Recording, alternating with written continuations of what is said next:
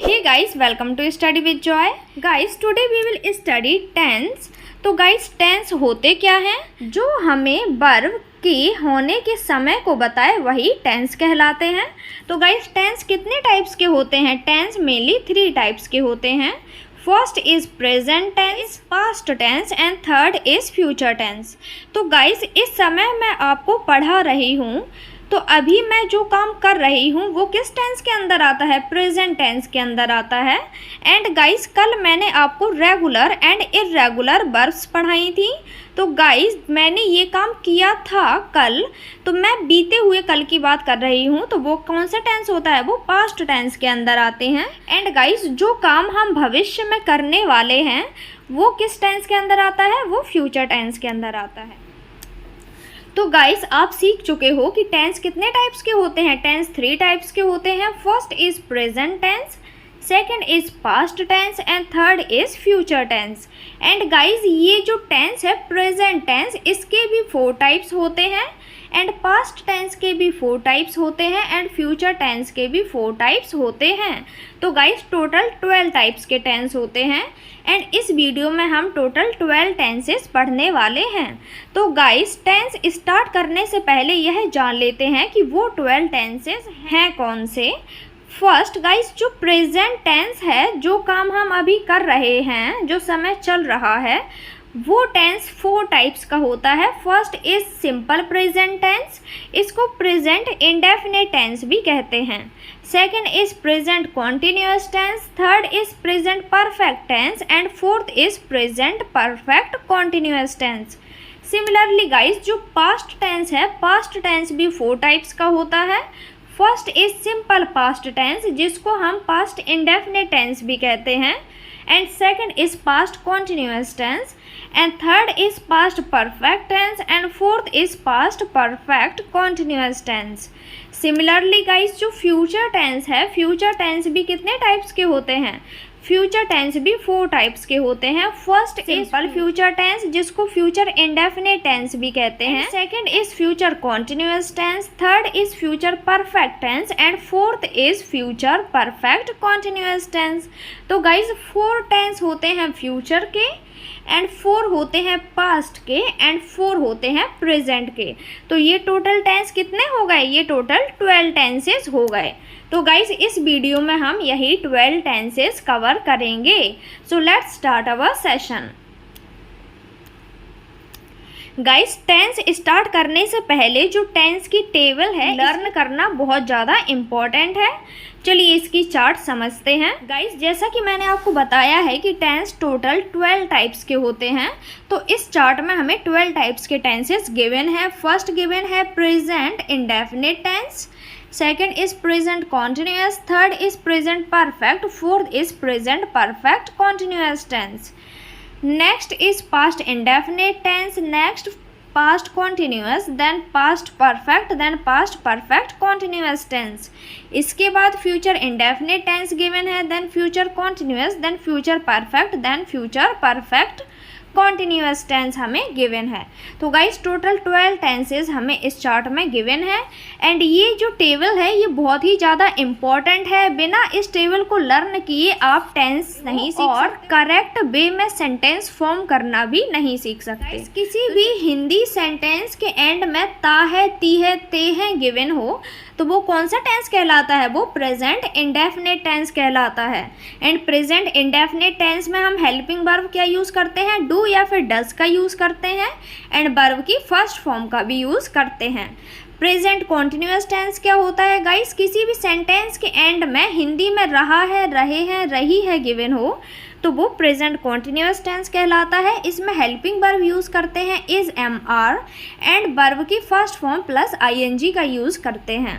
Next is guys present perfect tense. तो present perfect tense में last में given होता है चुका है, चुकी है, चुके हैं एंड इसकी हेल्पिंग वर्ब होती है हैज या फिर हैव। साथ में गाइस इसके साथ वर्ब की थर्ड फॉर्म का यूज करते हैं। Next is present perfect continuous tense. तो guys present perfect continuous tense के एंड में भी क्या गिवन होता है, रहा है, रही है, रहे हैं गिवन होता है। तो गाइस अब आप कंफ्यूज हो सकते हैं कि प्रेजेंट कॉन्टिन्यूअस टेंस में भी रहा है दिया हुआ था and present perfect continuous tense में भी रहा है गिवन है।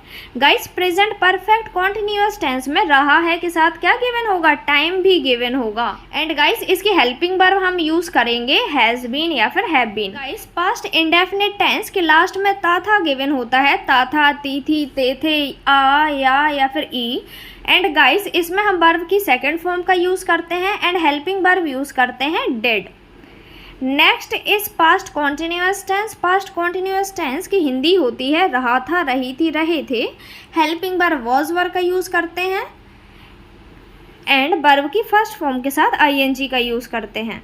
Next is past perfect tense. Past perfect tense के लास्ट में गिवन होता है चुका था, चुकी थी, चुके थे, या फिर या था, ई थी, ए थे। एंड हेल्पिंग वर्ब गिवन होती है हैड, साथ में वर्ब की थर्ड फॉर्म गिवन होती है। Next is past perfect continuous tense. तो इसके लास्ट में दिया होता है रहा था, रही थी, रहे थे एंड साथ में टाइम भी गिवन होगा। इसमें हेल्पिंग वर्ब हैड बीन का यूज करेंगे एंड वर्ब की फर्स्ट फॉर्म के साथ आईएनजी का यूज करते हैं। Next is future indefinite tense. Future indefinite tense के लास्ट में गिवन होता है गा, गे या फिर गी। एंड गाइज इसमें हेल्पिंग वर्ब यूज करते हैं विल या फिर शैल और साथ में वर्ब की फर्स्ट फॉर्म का यूज करते हैं। नेक्स्ट फ्यूचर कॉन्टिन्यूअस टेंस के लास्ट में गिवन होता है रहा होगा, रही होगी, रहे होंगे। इसमें हेल्पिंग वर्ब यूज करते हैं विल बी या फिर शैल बी। इसमें वर्ब की फर्स्ट फॉर्म के साथ आईएनजी का यूज करते हैं। Next is future perfect tense. तो गाइज फ्यूचर परफेक्ट टेंस की हिंदी होती है चुका होगा, चुकी होंगी, चुके होंगे। एंड गाइज इसकी हेल्पिंग वर्ब होती है विल हैव या फिर शैल हैव, साथ में हम वर्ब की थर्ड फॉर्म का यूज करते हैं। Next future perfect continuous tense. तो guys future perfect continuous tense की हिंदी होती है रहा होगा, रहे होंगे, रही होगी। साथ में गाइज टाइम गिवन होता है एंड हेल्पिंग वर्ब यूज करते हैं will have been, shall have been, साथ में वर्ब की फर्स्ट फॉर्म प्लस आईएनजी का यूज करते हैं। मे भी कुछ बच्चों को ये पूरा टेबल याद करने में दिक्कत हो सकती है, तो चलिए इसको थोड़ा थोड़ा करके सीखते हैं। चलिए गाइस प्रेजेंट टेंस से स्टार्ट करते हैं। प्रेजेंट टेंस का पहला टाइप कौन सा होता है, सिंपल प्रेजेंट टेंस, जिसको हम प्रेजेंट इंडेफिनिट टेंस भी कहते हैं। इसको गाइस और क्या कहते हैं, इसको हम प्रेजेंट इंडेफिनिट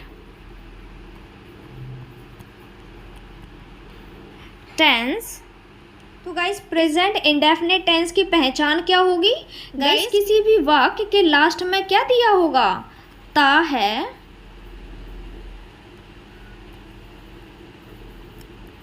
ती है एंड ते है।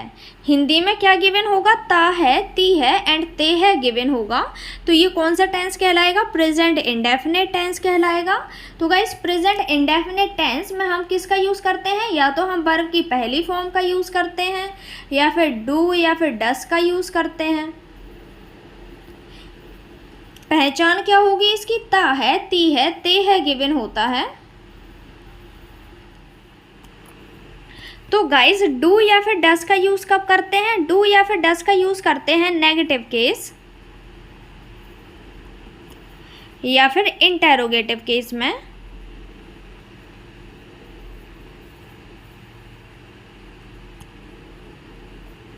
एंड गाइस वर्ब की फर्स्ट फॉर्म का यूज कब करते हैं, वर्ब की फर्स्ट फॉर्म का यूज करेंगे हम अफर्मेटिव केस में,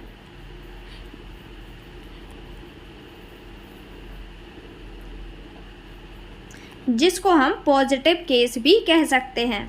तो गाइस वर्ब की फर्स्ट फॉर्म का यूज करते हैं अफर्मेटिव केस में, गाइस डू या फिर डस का यूज करते हैं नेगेटिव एंड इंटेरोगेटिव केस में। तो चलिए पहले अफर्मेटिव केस से स्टार्ट करते हैं। तो गाइस अफर्मेटिव केस में हम क्या यूज़ करते हैं, जैसा कि मैंने आपको बताया वर्ब की फर्स्ट फॉर्म का यूज़ करते हैं। एंड गाइस वर्ब की फर्स्ट फॉर्म या फिर एस या फिर ईएस का भी यूज़ करते हैं अफर्मेटिव केस में। तो गाइस वर्ब की फर्स्ट फॉर्म का यूज़ कब करना है एंड एस या फिर ईएस का यूज़ कब करना है, चलिए सीखते हैं। तो गाइस वर्ब की फर्स्ट फॉर्म का यूज़ करेंगे हम प्लूरल सब्जेक्ट के साथ। एंड एस या फिर ईएस का यूज़ करेंगे हम सिंगुलर सब्जेक्ट के साथ।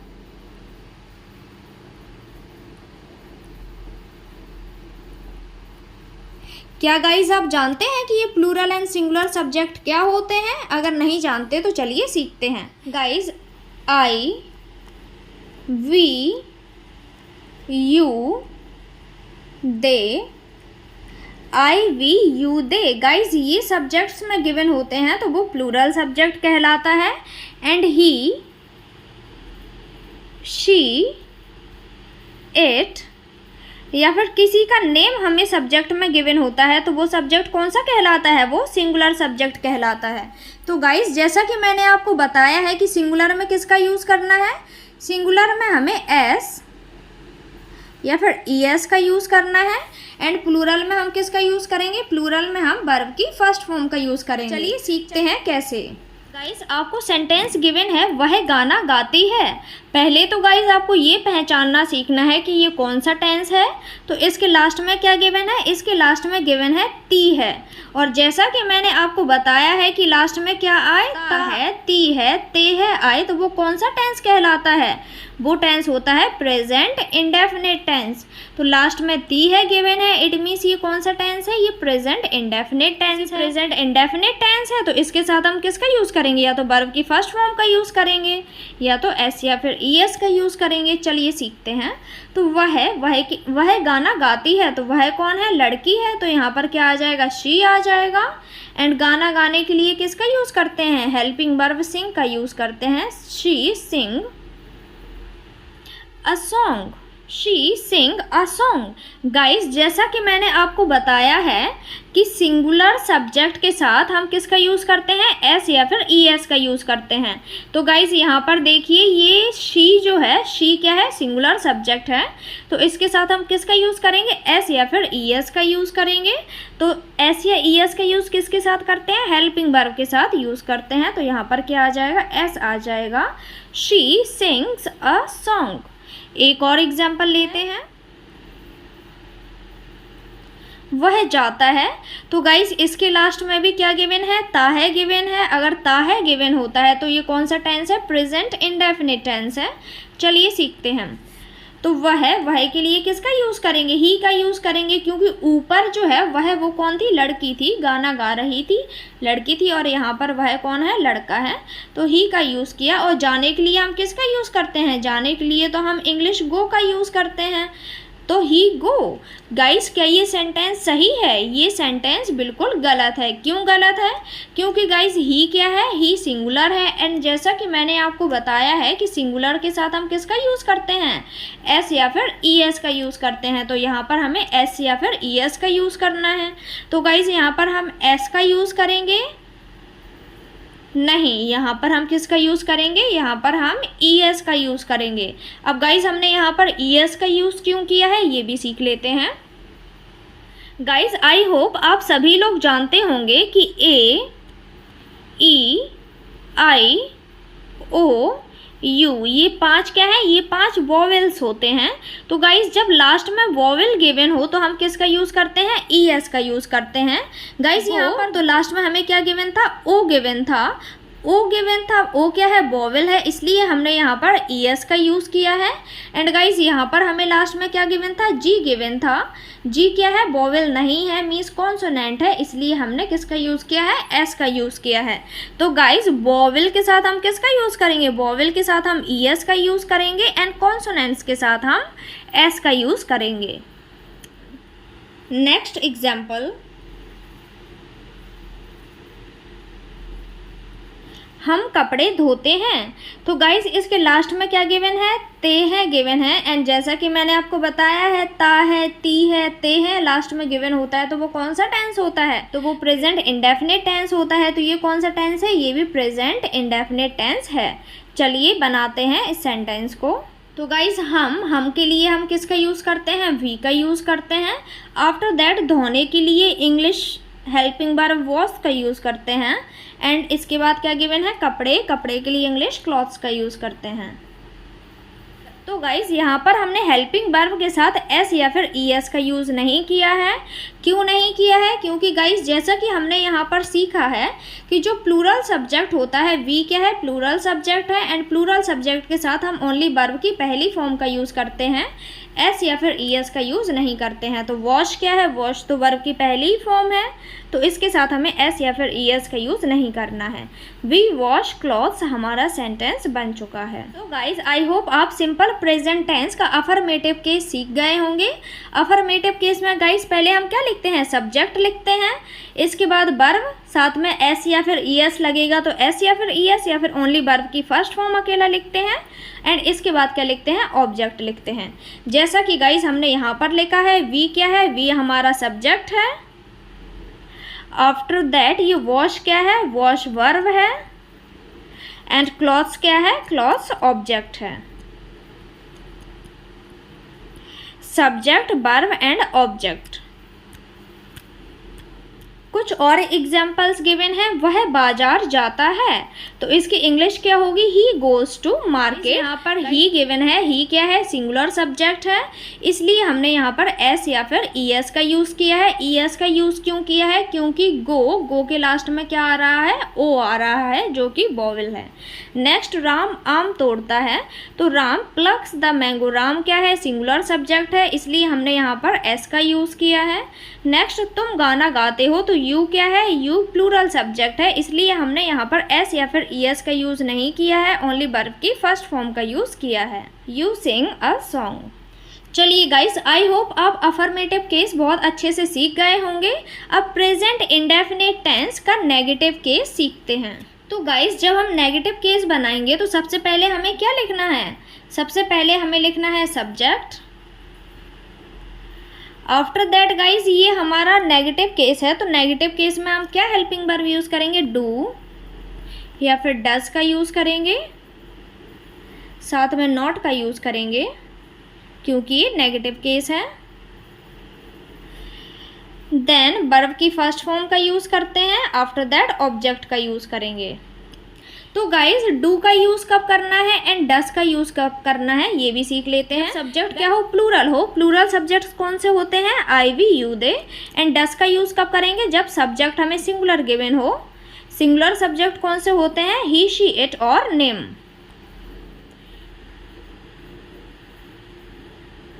वे स्कूल नहीं जाते हैं। गाइस बनाते हैं इसको। तो वे के लिए इंग्लिश यूज़ करते हैं दे। अब दे क्या है गाइस?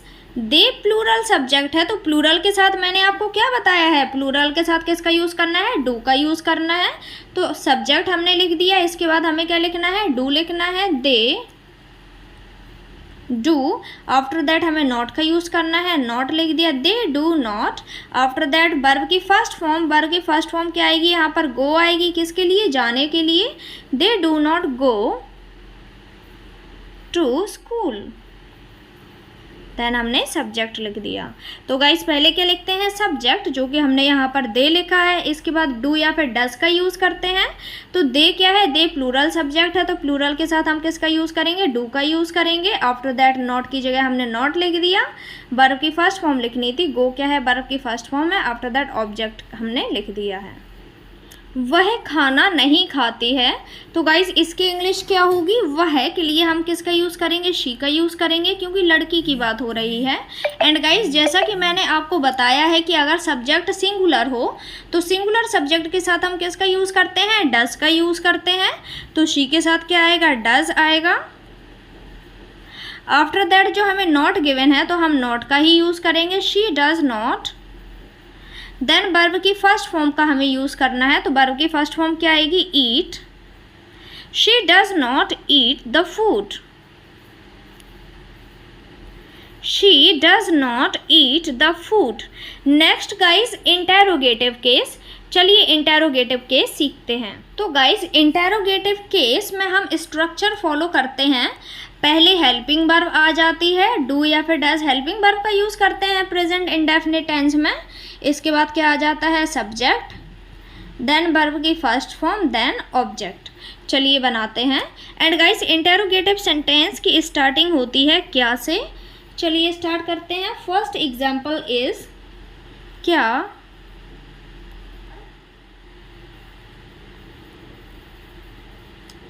जाता है? क्या लड़का बाजार जाता है? चलिए इसको ट्रांसलेट करते हैं। तो क्या से स्टार्ट होगा तो वो कौन सा सेंटेंस कहलाता है? इंटेरोगेटिव सेंटेंस कहलाता है। हम प्रेजेंट इंडेफिनिट टेंस पढ़ रहे हैं, तो लड़का क्या है? लड़का सिंगुलर है, तो सिंगुलर के हिसाब से हम किस हेल्पिंग वर्ब का यूज़ करेंगे? डस का यूज़ करेंगे। तो फिर डस से स्टार्टिंग करेंगे, डज। आफ्टर दैट लड़के के लिए द बॉय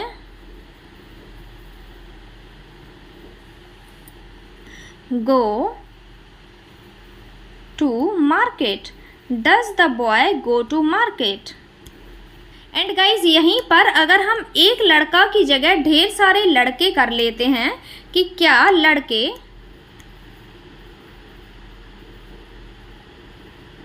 लड़के बाजार जाते हैं। अब ये ढेर सारे लड़कों की बात हो रही है, तो गाइज इसको हम कैसे बनाएंगे? चलिए बनाते हैं। अब ढेर सारे लड़के हैं तो फिर हम हेल्पिंग वर्ब क्या यूज़ करेंगे? डू का यूज़ करेंगे। तो डू से स्टार्ट करते हैं, डू बॉयज, आगे पूरा सेम रहेगा, गो टू मार्केट।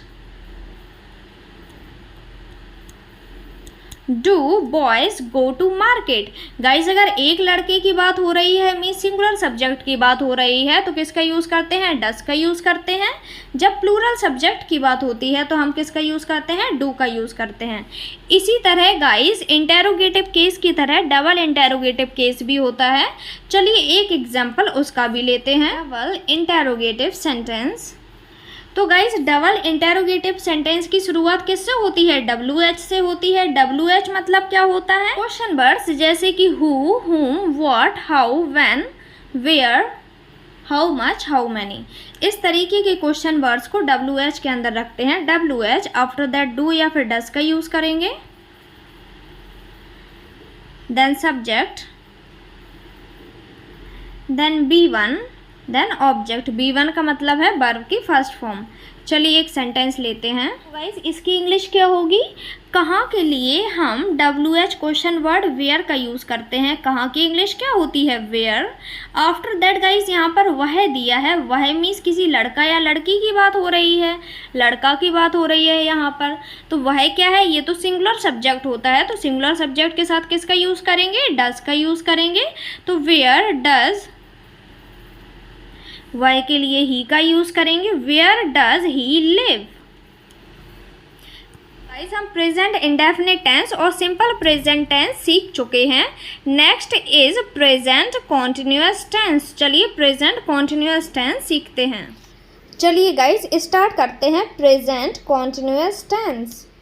तो गाइस प्रेजेंट कॉन्टिन्यूअस टेंस की पहचान कैसे होती है? इसमें लास्ट में हमें गिवन होता है रहा है, रही है, रहे हैं या फिर रहा हूँ। एंड गाइस इस टेंस में हम helping verb is, am, are का यूज करते हैं और साथ में वर्ब की फर्स्ट फॉर्म प्लस ING का यूज करते हैं। चलिए सीखते हैं। तो गाइस जैसा कि आप जान चुके हो कि किसी भी वाक्य के एंड में अगर क्या गिवन हो? रहा है गिवन हो, रहे हैं, रही है गिवन हो, तो वो टेंस प्रेजेंट कॉन्टिन्यूअस टेंस कहलाता है।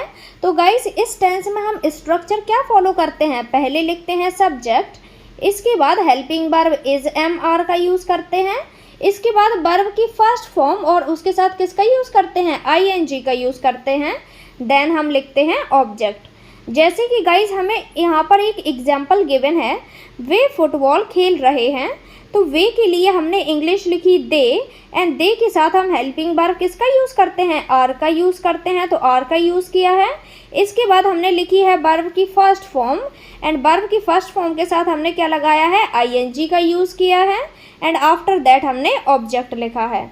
चलिए गाइज इन हेल्पिंग वर्ब्स का यूज़ सीखते हैं। गाइस प्रेजेंट कॉन्टिन्यूअस टेंस में 3 हेल्पिंग वर्ब यूज़ करते हैं, इज, एम, आर। तो चलिए सीखते हैं गाइस इन हेल्पिंग वर्ब्स का यूज़ किस सब्जेक्ट के साथ किया जाता है। तो इसका यूज़ करते हैं हम सिंगुलर सब्जेक्ट के साथ, जैसे कि ही, शी, एट, नेम के साथ ही शी एट, एंड नेम के साथ हम हेल्पिंग वर्ब इज का यूज़ करते हैं। एंड गाइस एम का यूज़ करते हैं हम आई के साथ, ओनली आई के साथ ही हमें एम का यूज़ करना है। एंड गाइस आर का यूज़ करते हैं हम helping verb we, they and you. इसका यूज़ करेंगे he she it and name के साथ, एम का यूज़ करते हैं आई के साथ, एंड आर का यूज़ करते हैं वी, दे एंड यू के साथ। गाइस जैसा कि हमने प्रेजेंट इंडेफिनिट टेंस सीखा है, उसी तरह प्रेजेंट कॉन्टिन्यूअस टेंस को भी 4 पार्ट्स में डिवाइड किया गया है। पहला है positive form. Positive form means क्या होता है? Affirmative case. And negative form का मतलब है negative case. And question form का मतलब है interrogative case. And WH question form का मतलब है डबल इंटेरोगेटिव केस। जिस प्रकार हमने प्रेजेंट इंडेफिनिट टेंस की affirmative, negative, interrogative and double interrogative case पढ़ा था, प्रेजेंट कॉन्टिन्यूअस टेंस का भी उसी तरह affirmative, negative, interrogative and double interrogative case पढ़ना पड़ेगा। चलिए स्टार्ट करते हैं फर्स्ट अफर्मेटिव केस से। तो गाइस ये तो आपको पता है कि इसमें हम helping verb is, am, are का यूज़ करते हैं, साथ में वर्ब की फर्स्ट फॉर्म प्लस ING का यूज़ करते हैं। चलिए सेंटेंस बनाना स्टार्ट करते हैं।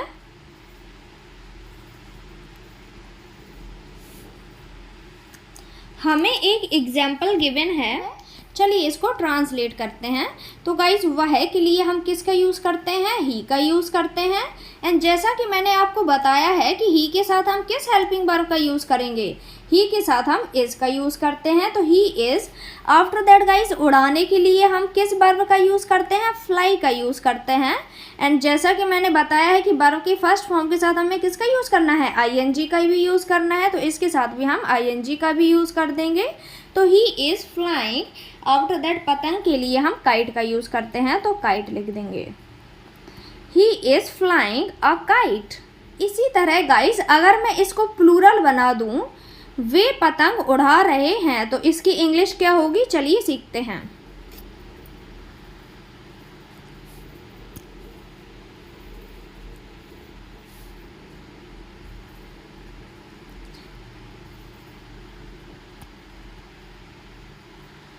गाइस अब मैंने सब्जेक्ट को प्लूरल बना दिया है, तो वे की इंग्लिश होती है दे।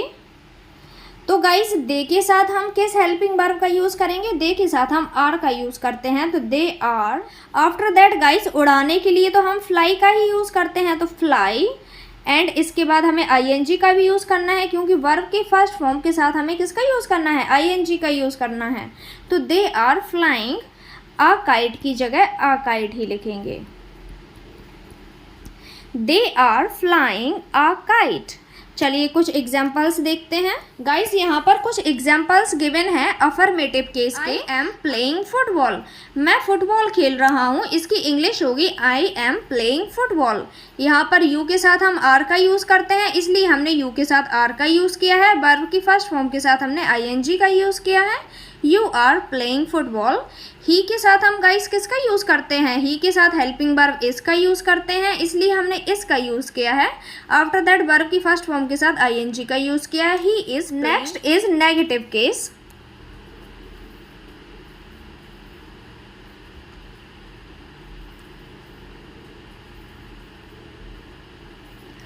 तो गाइस नेगेटिव केस का स्ट्रक्चर क्या होता है? पहले लिखते हैं सब्जेक्ट, इसके बाद इज एम आर और इनके साथ नॉट का यूज़ करते हैं। इसके बाद वर्ब की फर्स्ट फॉर्म के साथ ING का यूज़ करते हैं। इसके बाद लिखते हैं ऑब्जेक्ट। चलिए करते हैं एक एग्जाम्पल।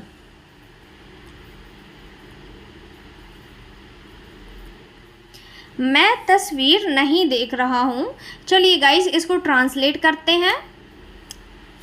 तो मैं के लिए किसका यूज़ करते हैं? आई का यूज़ करते हैं। एंड गाइस आई के साथ हम किस हेल्पिंग वर्ब का यूज़ करेंगे? इज एम आर में से एम का यूज़ करते हैं, तो आई एम। इसके बाद गाइस किसका यूज़ करना है? नॉट का यूज़ करना है, तो आई एम नॉट। देखने के लिए क्या इंग्लिश यूज़ करते हैं? देखने के लिए सी का यूज़ करते हैं, सी। आफ्टर दैट हम इसके साथ वर्ब की फर्स्ट फॉर्म प्लस आईएनजी, तो सी क्या है, वर्ब की फर्स्ट फॉर्म है, इसके साथ हम आईएनजी का भी यूज़ करेंगे। I am not seeing, and तस्वीर के लिए इंग्लिश यूज़ करते हैं picture. I am not seeing the picture.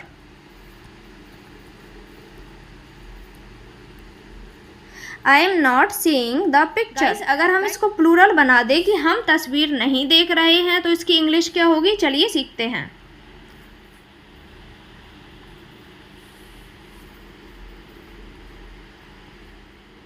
हम तस्वीर नहीं देख रहे हैं, तो इसकी इंग्लिश होगी, हम के लिए इंग्लिश यूज़ करते हैं वी। वी के साथ गाइस किस हेल्पिंग वर्ब का यूज़ करते हैं, वी के साथ हम आर का यूज़ करते हैं। तो वी आर, आर के बाद हमें किसका यूज़ करना है, नॉट का यूज़ करना है, तो वी आर नॉट। एंड देखने के लिए सी का यूज़ करते हैं। गाइस जब हम कोई मूविंग एलिमेंट देखते हैं या फिर इलेक्ट्रॉनिक डिवाइस पे कोई चीज़ देखते हैं, तो उसके लिए वॉच का यूज़ करते हैं। एंड कोई स्थिर चीज़ को देखते हैं तो सी का यूज़ करते हैं। तो we are not see, and साथ में किसका यूज़ करते हैं, आईएनजी का यूज़ करते हैं। वर्ब की फर्स्ट फॉर्म के साथ आईएनजी का भी यूज़ करते हैं। तो वी आर नॉट सीइंग, आगे द पिक्चर की द पिक्चर, आगे तस्वीर के लिए the picture. We are not seeing the picture. Subject then is am are, and is am are के साथ नॉट का यूज़ करते हैं। देन वर्ब की फर्स्ट फॉर्म प्लस आईएनजी, और इसके बाद ऑब्जेक्ट का यूज़ करते हैं। चलिए कुछ और एग्जांपल्स गिवन है। यहाँ पर आई क्या है, सब्जेक्ट गिवन है। आई के साथ हम किसका यूज़ करते हैं, हेल्पिंग वर्ब एम का यूज़ करते हैं। एंड नेगेटिव केस में हेल्पिंग वर्ब के साथ नॉट का यूज़ करते हैं। एंड इसके बाद वर्ब की फर्स्ट फॉर्म गिवन है प्ले, और साथ में आईएनजी का यूज़ करते हैं प्रेजेंट कॉन्टिन्यूअस टेंस में। देन फुटबॉल की जगह फुटबॉल जो कि ऑब्जेक्ट है। चलिए गाइस इंटेरोगेटिव केस सीखते हैं। गाइस इंटेरोगेटिव केस में स्ट्रक्चर फॉलो करेंगे। पहले लिखेंगे हेल्पिंग वर्ब जो कि इज एम आर गिवन है।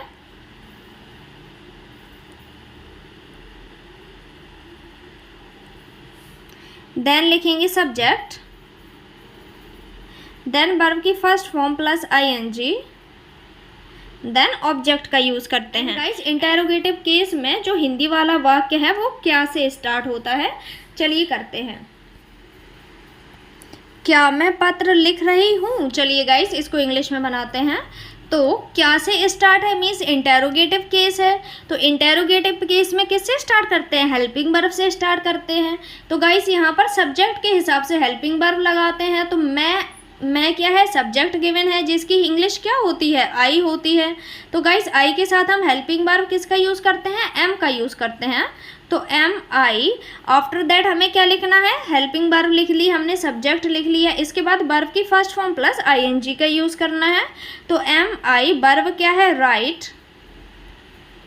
साथ में आईएनजी का यूज़ करना है। तो I am writing a letter, I am writing a letter. Guys इसी तरह अगर मैं यहाँ पर मैं की जगह वह कर दूँ, मीन्स सिंगुलर सब्जेक्ट लिख दूँ, तो फिर सेंटेंस कैसे बनाएंगे, चलिए सीखते हैं। क्या राम पत्र लिख रहा है, चलिए गाइस इसको ट्रांसलेट करते हैं। तो गाइस यहाँ पर अब हमें सब्जेक्ट गिवन है राम जो कि किसी का नाम है।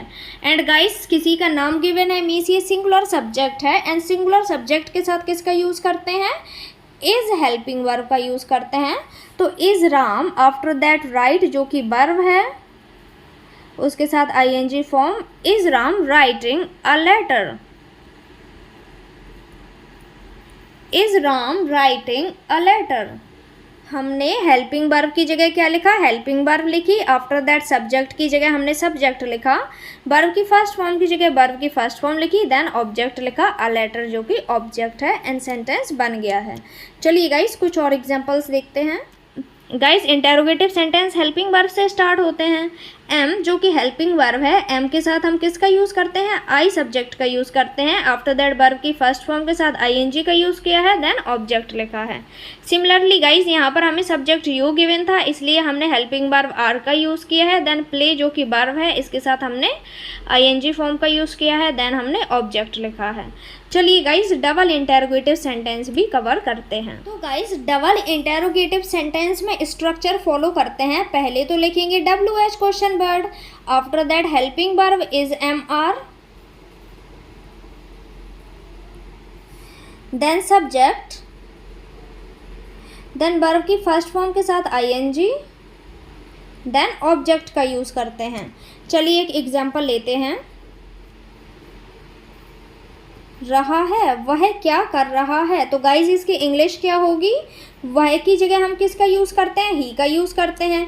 गाइज यहाँ पर ये जो बीच में क्या आया है, इसने क्या पूछा है? हमसे क्वेश्चन पूछा है। गाइज क्या की इंग्लिश क्या होती है? व्हाट। तो पहले तो हमें WH क्वेश्चन वर्ड ही लिखना है, तो पहले क्या लिखेंगे? What. After that helping verb का यूज़ करना है। तो गाइज यहाँ पर सब्जेक्ट हमें वह गिवन है, तो वह के हिसाब से हेल्पिंग वर्ब किसका यूज़ करेंगे? इस का यूज़ करेंगे। सिंगुलर सब्जेक्ट के साथ इसका यूज़ करते हैं। तो व्हाट इज़।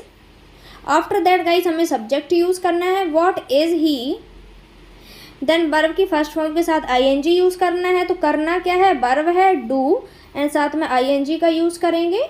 आफ्टर दैट हमें ऑब्जेक्ट लिखना है, व्हाट इज़ ही डूइंग। बस हमारा सेंटेंस यहाँ पर ख़त्म हो गया है। गाइस आज के सेशन में मैंने आपको सिंपल प्रेजेंट टेंस, जिसको प्रेजेंट इंडेफिनिट टेंस भी कहते हैं, पढ़ा दिया है, एंड प्रेजेंट कॉन्टिन्यूअस टेंस भी पढ़ा दिया है। गाइस नेक्स्ट वीडियो में हम present perfect tense and present perfect continuous tense को कवर करेंगे। आई होप गाइस इस वीडियो की हेल्प से मैं आपको ये दो टेंस अच्छे से समझा पाई हूँ। गाइस वीडियो पसंद आए तो वीडियो को लाइक करें एंड चैनल को सब्सक्राइब करना बिल्कुल ना भूलें। Thank you so much guys for watching my video. Have a nice day all of you.